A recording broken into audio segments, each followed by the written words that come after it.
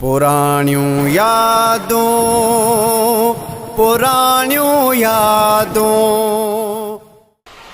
हाय दर्द मदो कयमो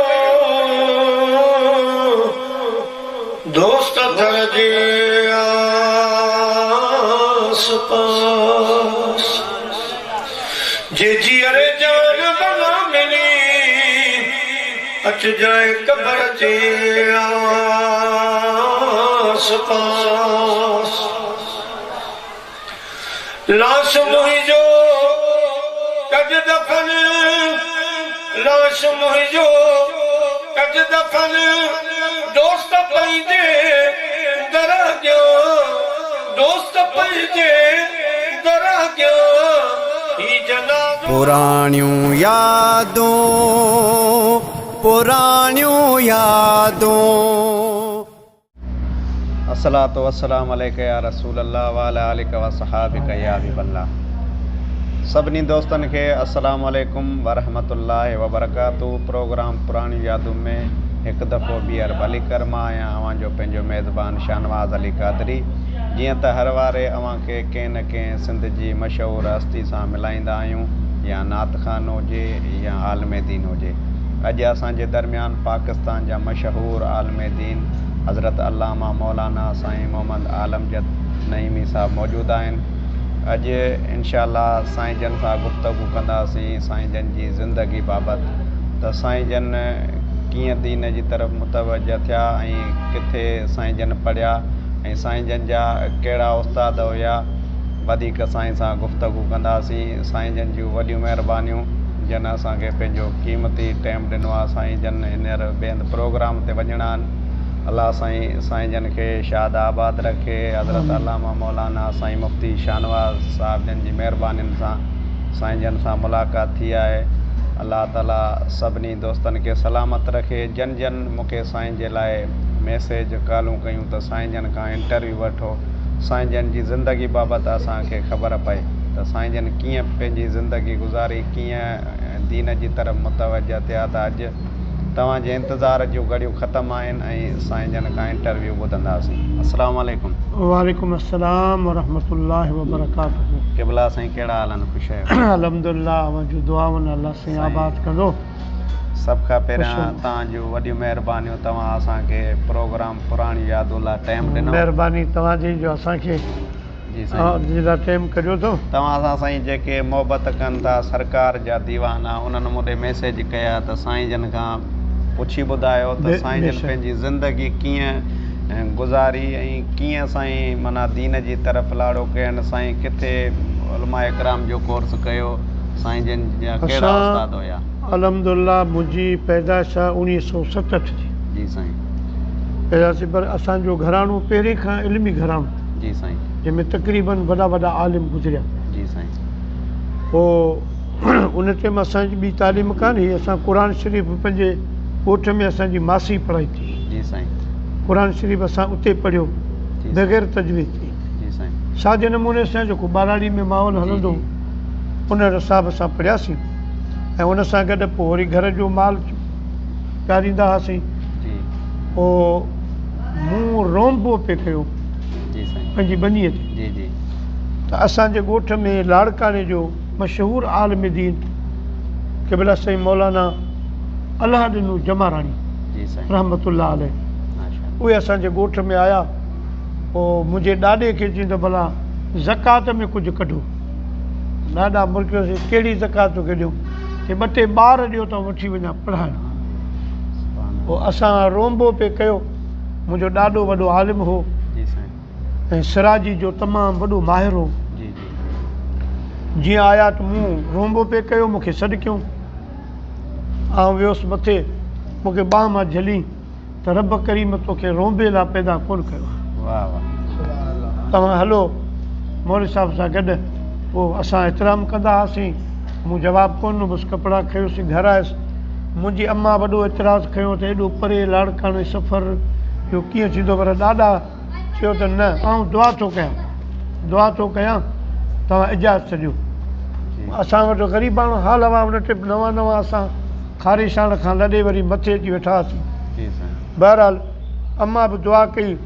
पोइ असां साईं हाजी अलानु जमालानी सां गॾु आयासीं गुलामुल्ला में। अच्छा साईं। गुलामुल्ला शहर ठटे जे पासे में आहे। जी जी। उते मदरसो हूंदो हो खटियुनि जो, साईं मौलाना मोहम्मद हाशिम खट्टी रहमतुल्लाह अलैह। जी साईं। उनजे मदरसे में 2-3 साल असां हेठि वारा सबक़ वग़ैरह क़ुरान शरीफ़ जा पढ़िया सिपारो। पोइ वरी भुट्टे साहिब खे जो फांसी आई, जी साईं। उन खां पोइ हालात असांजे सिंध जा तमामु ख़राब थी चुका जी। ऐं माण्हू मुल्लनि खां नफ़रत करणु लॻा। जी। पोइ असांजे मदरसे ते माण्हू पथराव कयो गुलामुल्ला में। पोइ उतां असांजो उस्ताद पोइ हलियो आयो वरी पंहिंजे आबाई ॻोठु दाऊद कांदड़ा ॻोठु आहे बाडह जे पासे में। जी। उते उस्ताद साहिबु असांखे पाण जे घर में रखियो। उते पढ़ियासीं। कुझु ॾींहंनि खां पोइ हाजी ग़ुलाम रसूल मेमण लाहौरी महले जो आहे, उन्हनि जो मदरसो आहे इशाअतुल उलूम। जी साईं। उन्हनि वरी उस्ताद खे फरमायो त तव्हां हाणे ॿार वठी अचो, असांजो मदरसो संभालियो, हिते पढ़ायो। 4.5 साल असां लाड़काणे उन लाहौरी महले मदरसे में पढ़ियोसीं। साईं कंबर वारे साईं जी बि ख़िदमत कंदा हुआसीं। दरगाह रहमतपुर शरीफ़ हर यारहीं ते ड्यूटी ॾींदा हुआसीं, नातियूं पढ़ंदा हुआसीं। पर मथे जेको गुंबदनि जो इहो चूनो थींदो इहो बि असां हणंदा हुआसीं। साईं पीर अब्दुल गफ़ार, पीर मिठा साईं रहमतुल्लाह। साईं मशहूरी वारे साईं सां बि असां गॾु हलियासीं। साईं जी तकरीर में बि गॾु हुआसीं। पर नंढा हुआसीं, उन टाइम इहो शऊर कोन हो, पर साईं जी सोबत में कुझु वक़्तु गुज़ारियोसीं। उन खां बाद पोइ वरी असांजा उस्ताद साहिबु उतां को इख़्तिलाफ़ थी पियो, उन करे छॾे विया। पोइ असां बि परे थी पियासीं, वरी माण्हू हाल हो पुॼी न पिया सघूं, अचु वञ जो मसइलो माइटनि जो। पोइ वरी राज़ थी पियो त भला हाणे तव्हां मलीर में पढ़ो। कराची में मुंहिंजो चाचो पढ़ंदो हो, ॿिया माइट पढ़ंदा हुआ, त तव्हां साईं मलीर वारे मदरसे में अचो। पोइ असां उतां लाड़काणो छॾे आयासीं पंहिंजे ॻोठ में। ॻोठ खां पोइ मुंहिंजो चाचो मूंखे वठी आयो मलीर वारे मदरसे में, जेको अल्हम्दुलिल्लाह मदरसो त नालो आहे पर हिकिड़ी यूनिवर्सिटी आहे।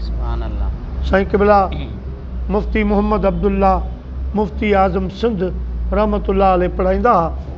पोइ असां उते मदरसे में आयासीं, अची वेठासीं। उस्ताद साहिबु पंहिंजे कमरे में घुरायो, मुंहिंजो ॾाॾो बि गॾु हो।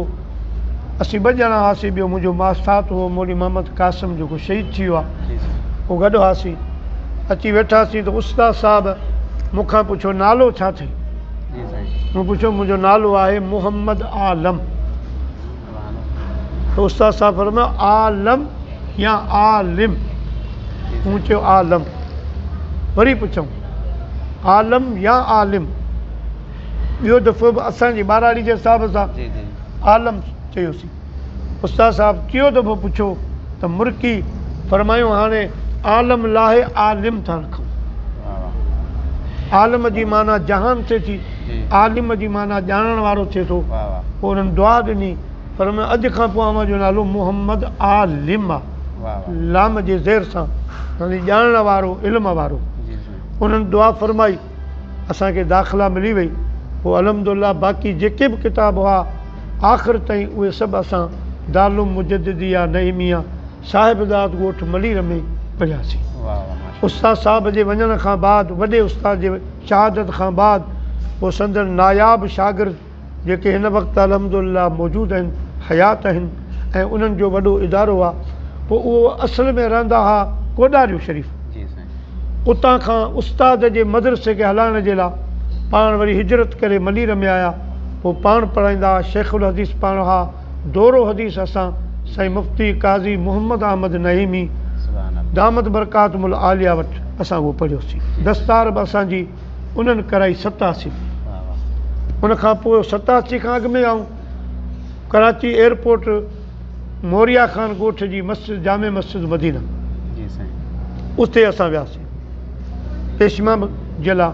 उन वक़्तु मूंखे हल्की हल्की दाढ़ी अचे पई, पर उन खां अॻु में मूंखे तक़रीर जो शौक़ु हो। ऐं वेंदो हुउसि, असांजे माइटनि जो ॻोठु आहे लट बस्ती भैंस कॉलोनी जे पासे में, बिल्कुलु समंदर जे किनारे ते बस्ती आहे। उते जुमो पढ़णु वेंदो हुउसि। ऐं एतिरे क़दुरु जो मुंहिंजे पुठियां निमाज़ कोन पढ़ंदा, चवंदा त तक़रीर भले करे पर निमाज़ अञा कान थींदी, दाढ़ी कान्हे, मस मस कलम उभरिया। त तक़रीर जो मूंखे तॾहिं खां शौक़ु हो। पोइ साईं मौलाना हाजी दोस्त मोहम्मद रहमतुल्लाह अलैह बुलबुल सिंध जूं तक़रीरूं ॿुधंदो हुउसि, उन ते गौर कंदो हुउसि। साईं मौलाना मोहम्मद शफ़ी ओकाड़वी सां बि गॾु असां गुज़ारियो आहे, ख़तीब पाकिस्तान सां रहमतुल्लाह अलैह। पोइ कुझु उन जूं तक़रीरूं ॿुधण त कीअं था ॻाल्हाइनि, कीअं था इहे माण्हुनि खे कवर कनि, पोइ इहे ॻाल्हियूं सभु असां उन्हनि खां सिखियूं। साईं मौलाना दोस्त मोहम्मद रहमतुल्लाह अलैह जो बि थेलो खयोसीं, उन जी सोबत में बि असां गुज़ारियो, उन्हनि जूं दुआऊं गॾु थियूं। पोइ जुमो त तॾहिं खां मूं पढ़णु शुरू कयो। पोइ जंहिं मस्जिद में हाणे आऊं मौजूदा इमाम आहियां, पर इहा ई मस्जिद हुई जिते आउं शुरू खां लॻो आहियां। हिते तक़रीबन 36 साल मूंखे थी विया इन मस्जिद शरीफ़ में, मदीना मस्जिद में जुमो पढ़ायां थो। पोइ इते मूंखे बुज़ुर्ग दुआ कई, साईं क़िबला पीर तरीक़त रहबर शरीयत अल्लाह जे कामिल वलीअ साईं मोहम्मद अशरफ मुसलिधणी रहमतुल्लाह अलैह, उन्हनि जो साहिबज़ादो जेको हाणे मौजूदा गादी नशीन आहे दरगाह विहर शरीफ़ जो, साईं पीर आगा जान दामद बरकात मौला असां सां गॾु हुआ। असां उनजी ख़िदमत कंदासीं मदरसे में। उहो विहर शरीफ़ में उन्हनि जो ख़लीफ़ो हो, उते हर यारहीं ते वेंदा हुआसीं। छोटा गेट तां गुज़रियासीं त मूंखे गाॾी में उल्टी आई, त मूं साईं खे चयो गाॾी जल त मां उल्टी कयां। त साईं क़िबला अशरफ जान पुछियोसि छा थियो आहे मौली साहिब खे, त साईं साहिबज़ादे फरमायो त मौली साहिब जी दिलि ख़राबु थी आहे, उल्टी थो करे। त साईं वॾनि चयो त भला मौली साहिब जो रिज़्क़ इते ई लिखियलु आहे छा, इते लिखियलु आहे छा? इहा ॻाल्हि कयूं। ॿिए टे ॾींहुं मूंखे उते जॻह मिली वई, लॻुसि उन्हनि बुज़ुर्गनि जी दुआ सां अल्हम्दुलिल्लाह बग़ैर कंहिं मसइलो मसाइल इख़्तिलाफ़ जे अॼु ताईं जमात ऐं असां पाण में सट आहियूं 36 साल। पर मूंखे इहो लॻे थो त उन बुज़ुर्ग जी दुआ कंहिं फरमायो त तव्हांजो रिज़्क़ अलाह सां हिते लिखी छॾियो। पोइ अल्हम्दुलिल्लाह हेसि ताईं असां उते इमाम आहियूं। ऐं पोइ कुझु अरसे खां बाद मौलाना बदरुद्दीन नूरी लाड़काणे वारा, उहे असांजा पीर भाउ आहिनि, असांजा मोहसिन बि आहिनि।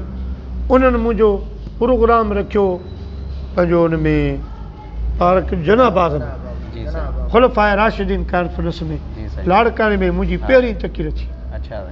पोइ अल्हम्दुलिल्लाह अल्लाह पाक उन तक़रीर खे मक़बूल कयो। कहिड़ो साल हो साईं उहो? साल मूंखे त यादि कोन थो अचे, पर मतिलबु 80 पंहिंजो इहो 90 ताईं इहो टाइम हुजे लॻभॻि। पर इहो अॻिते पोइते पर एतिरो उहा तक़रीर मुंहिंजी तमामु मक़बूल वई। पोइ उहा तक़रीर वरी असांजा गंबट जा पीर साहिब चीलानी सैयद सखी साईं मिस्कीन साईं अब्दुल्ला शाह बादशाह रहमतुल्लाह अलैह उन्हनि जो ॿुधी त साईं खे बिदा तक़रीर वणी। मौलाना बदरुद्दीन खे हुकुम ॾिनो त जत खे असांजे प्रोग्राम में घुराए। उन टाइम साईं पुराणे गंबट में उते पुराणी दरगाह ते रहंदा। असां उते जुमो पढ़ायो, जुमे जी तक़रीर कईसीं, जेका तक़रीबन असांजी तारीख़ी तक़रीर हुई 3.5 कलाक। ॿी तक़रीर कई हुई 3.5 कलाक। ऐं साईं सखी सैयद अब्दुल्ला शाह बादशाह रहमतुल्लाह अलैह दर तां टेक लॻाए 3.5 कलाक मुंहिंजो ख़िताब ॿुधो। सुभान अल्लाह। पोइ जॾहिं तक़रीर ख़तमु थी जुमो पढ़ी वेठासीं त मौली बदरुद्दीन सुरीअ खे चयूं त मौली साहिब जो असांजो ग्रुप मिली वियो आहे, कोड मिली वियो आहे, बसि हाणे असां मौली साहिब खे न छॾींदासीं। पोइ असां हाज़िरियूं ॾींदा रहियासीं। असां साईं मंझां मुतमिन थियासीं। उन वक़्तु मूं अञा को बि मुर्शिद कोन वरितो हो। त पोइ मां क़िबला साईं सखी सैयद अब्दुल्ला शाह बादशाह जीलानी खे अर्ज़ु कयो त क़िबला असांखे पंहिंजी ग़ुलामी में वठो। साईं फरमायो मौली साहिब असां पहिरें ॾींहं खां तव्हांखे वठी छॾियो, असां अव्हांजो हथु दस्तगीर जे हथ में ॾेई छॾियो। पोइ मूं चयोसीं भला हथु ॾियो। फरमायो हथ जी ज़रूरत कोन्हे, हथु असां बगदाद पहुचाए छॾियो, तव्हांजी सिफ़ारिश करे छॾी आहे। पोइ जेतिरो वक़्तु साईं हयात हुआ असां दरगाह जी ड्यूटी ॾिनी।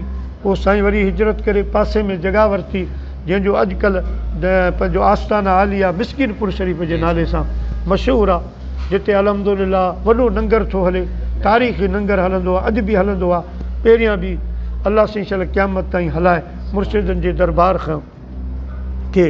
पोइ असां साईं जा दस्तबेद थियासीं। उन खां बाद वरी कुझु शौक़ु थियो त भला नक्शबंदी सिलसिले में बि क़दम रखूं। उन में हिन वक़्तु मुंहिंजे वॾे उस्ताद क़िबला साईं मुफ़्ती आज़म सिंध मुफ्ती मोहम्मद अब्दुल्ला शहीद रहमतुल्लाह अलैह जा साहिबज़ादा जेके हिन वक़्त में लाइक़ आहिनि जी जी पीर तरीक़त रहबरी शरीयत क़िबला साईं साहिबज़ादा मुफ्ती मोहम्मद जान ज़ीद उम्र हू उन्हनि जो आऊं नक्शबंदी सिलसिले में तस्बीह सुभान अल्लाह बाक़ाइदा वाह वाह बाक़ी हिते जेको बि अल्लाह पाक शोहरत ॾिनी आहे मदीने वारे साईं जे सदके बिल्कुलु। मुर्शिदनि माउ पीउ जी दुआउनि जे सदके हिन वक़्त ताईं अल्लाह साईं पहुचायो आहे अॻिते बि अवां दोस्तनि भाइरनि जूं दुआऊं थींदियूं ऐं दुआ कजो त अल्लाह साईं अॻिते बि असांखे दीन मतीन जी ख़िदमत करण जी तौफ़ीक़ अता अल्लाह साईं तव्हांखे साईं हमेशह शाद ऐं आबाद रखे सिंध जे आमीन। आशिक़नि जूं तव्हां सां पाकिस्तान जे आशिक़नि जूं दुआऊं आहिनि अल्हम्दुलिल्लाह सिंध उनजी जे दुआ कामल बेशक बुज़ुर्गनि जी सोबत अख़्तियार कई अहिड़नि हस्तियुनि जा शागिर्द थियो अल्लाह साईं तव्हांखे अल्हम्दुलिल्लाह, सलामत रखंदो पुराणियूं यादूं पुराणियूं यादूं ॿियो साईं तव्हांजो सफ़र कीअं थींदो आहे प्रोग्रामनि ते वेंदा आहियो तव्हांखे तकलीफ़ थींदी हूंदी परे प्रोग्राम जो सफ़र आहे। लाज़मी सफ़र जो जेको आहे सो ॾुखियो आहे चाहे मील हुजे जी साईं सफ़र पर हाणे अल्हम्दुलिल्लाह जॾहिं खां गाॾियुनि जो दौरु आयो आहे जी साईं अॻे असां बस में हलंदा हुआसीं जी पराइनि गाॾियुनि में वेंदा हुआसीं रेलगाॾी जो सफ़र कंदा हुआसीं जी साईं उन में पर मूंखे यादि आहे त असां दीन जी ख़िदमत जे लाइ जेको अल्लाह साईं वरितो त 10 किलोमीटर 15 25 30 किलोमीटर पंधु हलियासीं वाह वाह सुभान बारिशनि में कचा रस्ता हुआ हेॾा चूअर जमाली जे पासे जा खारे जे इलाइक़े में असां पंधु इहे प्रोग्राम कया सुभान अल्लाह सॼी राति हलंदा हुआसीं ऐं कॾहिं कॾहिं किसे तरसी बि पवंदा हुआसीं पोइ वरी साईं बादशाहनि दुआ कई त अल्लाह साईं गाॾी ॾियारी पंहिंजी त कान्हे किराए जी आहे पर आहे सम्झ पंहिंजी सुभान अल्लाह गाॾी वारो जेको आहे उहो असांजे मस्जिद जो ख़ज़ानची आहे वाह वाह पोइ राति ॾींहुं असांजे हवाले हूंदी आहे हाणे बि दिहाड़ी ॾींदा आहियूं पेट्रोल पर मतिलबु घरूनी गाॾी आहे हुन में असांखे का बि दिक़त का तकलीफ़ कान्हे जी साईं। जेकॾहिं असांजो जलसो न आहे गाॾी बीठी आहे त असांखां तारीख़नि सां वाह वाह ॿियो साईं तव्हांजो नातखानी में माशाअल्लाह आवाज़ अञा नातखानी में त असां शुरू खां ई अल्हम्दुलिल्लाह हुयासीं लाड़काणे पढ़ंदा हुआसीं पोइ जीलानी मदरसे में शागिर्द दोस्त हूंदा हुआ या असांजो लीमू हो माइट फ़क़ीर रहमतुल्लाह अलैह साईं जानन फ़क़ीर रहमतुल्लाह अलैह साईं गुलाम नबी वारनि सां मुलाक़ातूं हुयूं जी साईं पोइ हुते जीअं शागिर्दाणो माहौल थींदो आहे ऐं असांजूं बज़मूं लॻंदियूं मदरसनि में त लाज़मी कंहिंखे तिलावत कराईंदा हुआ कंहिंखे नात पढ़ाईंदा हुआ जी, त उनजे लाइ थोरो तवजा करणी पवंदी त हाणे जी, जी। बज़म अचे पई पोइ लिखी छॾींदा त मोहम्मद आलम खे अॼु नात पढ़णी आहे त पोइ उन हिसाब सां तयारी कंदा हुआसीं पोइ मैसर जी या कंहिंजी बि नात पढ़ंदा हुआसीं शुरू में असां हुयासीं नात खां सुभान अल्लाह पोइ असांखे वरी किताब जो शौक़ु जाॻी पियो वाह वाह माशाअल्लाह माशाअल्लाह पुराणियूं यादूं पुराणियूं यादूं साईं ॿियो तव्हांखे औलाद घणो आहे अल्हम्दुलिल्लाह मूंखे पहिरीं घरवारी मज़ा 2 नियाणियूं आहिनि हिकिड़ो पुटु आहे जी साईं जी हा पोइ वरी उहे ॿारहाड़ी में रहिया माउ पीउ मुंहिंजा बीमार हुआ जी साईं उहा घरवारी कराची न पियो रखी सघां अच्छा साईं पोइ जॾहिं कराची में मूंखे शुगर जी बीमारी हाणे होटल जो खाधो या छा या महिमान भई आयो उनजे लाइ मूंखे वॾी तकलीफ़ हुई पोइ मूं पंहिंजे माइटनि खां पहिरीं घरवारी खां इजाज़त वरिती जी अलाह कंदो तुंहिंजे हक़नि में को बि फ़र्क़ु कोन ईंदो जी जी मुंहिंजी मजबूरी आहे पोइ मूं हिकु बलोच अलाह जी बानी आहे उहा बेवा हुई उनखे जी। तलाक थी वई जी उन सां हिकिड़ो पुटु हो पंहिंजो पोइ मूं चयो त भला इहो ई सवाब जो कमु कजे वाह वाह जो कंहिं बेवा खे पालजे संभालजे साहब। सवाब जो बि कमु आहे ऐं हुनजी बि ज़िंदगी परी पवंदी असांजो मसइलो हल थींदो जी पोइ असां उन अलाह जी बानी सां शादी कई उन मां मूंखे औलाद कोन्हे अच्छा बाक़ी पहिरीं घर उन मां जेको आहे सो बि असां पुटु करे पालियो हाणे पुट ई वांगुरु आहे सही सही अल्हम्दुलिल्लाह उहो 22 सालनि जो आहे ऐं 12 पास करे चुको आहे अञा तालीम हुनजी हले थी जी पई ऐं जेको ॻोठ वारी मज़ा मूंखे पुटु आहे हसनैन जी उनखे दीनी तालीम बि कुझु आहे जी ऐं स्कूल बि पढ़ाए थो पियो जी जी ऐं हेॾां वरी दीन जो बि कमु करे थो पियो वाह वाह उहो ॻोठ में आहे जो ॻोठ में ॿियो माण्हू कोन्हे जी, जी। माउ पीउ बि हाणे गुज़ारे विया आहिनि त घरवारी अकेली वरी भेनरुनि जूं 2 त घर जो कमकार कुझु ज़मीन जो हेॾां होॾां कारोबार संभाल उनजे हथ में आहे साईं ॿियो अॼु जे नौजवाननि खे तव्हां कहिड़ो मैसेज ॾींदव या असांजा जेके जमायत अहले सुन्नत वारा आहिनि उन्हनि जी पाण में माना ॿधी एतिरी न आहे अल्हम्दुलिल्लाह असांजी अहले सुन्नत वल जमात हक़ वारी जमात आहे जी साईं असां में कुझु इख़्तिलाफ़ ख़ामियूं आहिनि, छो जो हर वक़्तु शैतान खे ॿिए जी ज़रूरत ई कोन्हे, हक़ वारनि जी ज़रूरत आहे त उन्हनि खे हेॾां होॾां करियां। ॾिसो त असांजे मदरसनि में बि तालिब इल्म घटि आहिनि, इन्हनि खे ई शैतान वर्गलाए थो, भॼाए थो, ऐं तक़रीबन ईअं ॾिठो वियो आहे। अहिड़े नमूने सां त असां हक़ वारी जमात जे पुठियां हर वक़्तु शैतान कमु करे थो पियो, पर पोइ बि मदीने वारे साईं फरमायो त असांजी जेका हक़ वारी जमात आहे उहा भली थोरी वञी रहे पर रहंदी क़यामत ताईं, ऐं उनजो रोब, उनजो दबदबो तमामु जमायतुनि जे मथां हूंदो।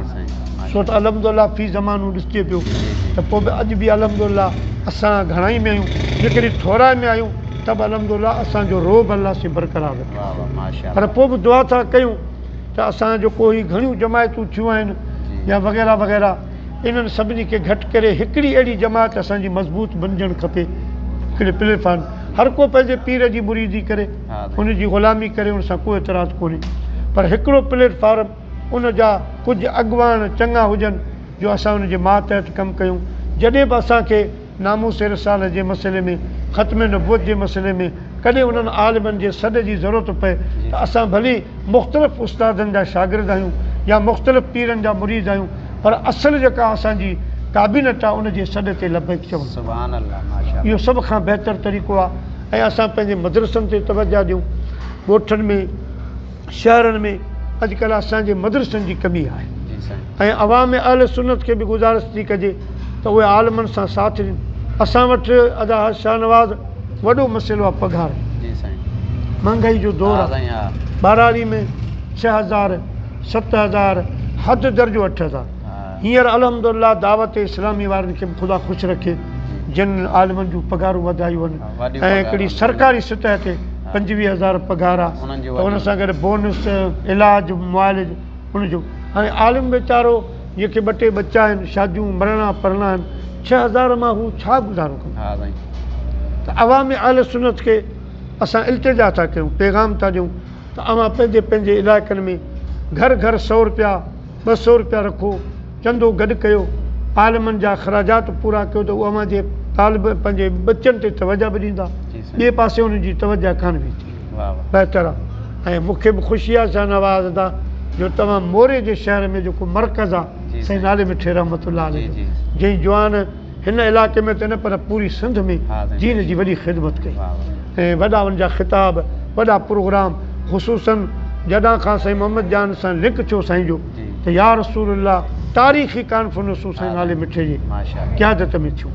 अॼु उनजे शहर में असां दुआगी आहियूं, अल्लाह साईं साईं जी मज़ार ते करोड़ों रहमतूं नाज़िल फरमाए, अल्लाह साईं उनजे फ्यूज़ व बरक़ात में इज़ाफ़ो फरमाए। वॾी अव्हां जी महिरबानी, अल्लाह साईं अव्हां खे आबाद कंदो, ख़ुशि कंदो, असांजे लाइ अव्हां टाइम कढियो, अव्हां खे अल्लाह साईं जी जज़ाए ख़ैर अता फरमाए। वॾी महिरबानी साईं, महिरबानी। पुराणियूं यादूं, पुराणियूं यादूं।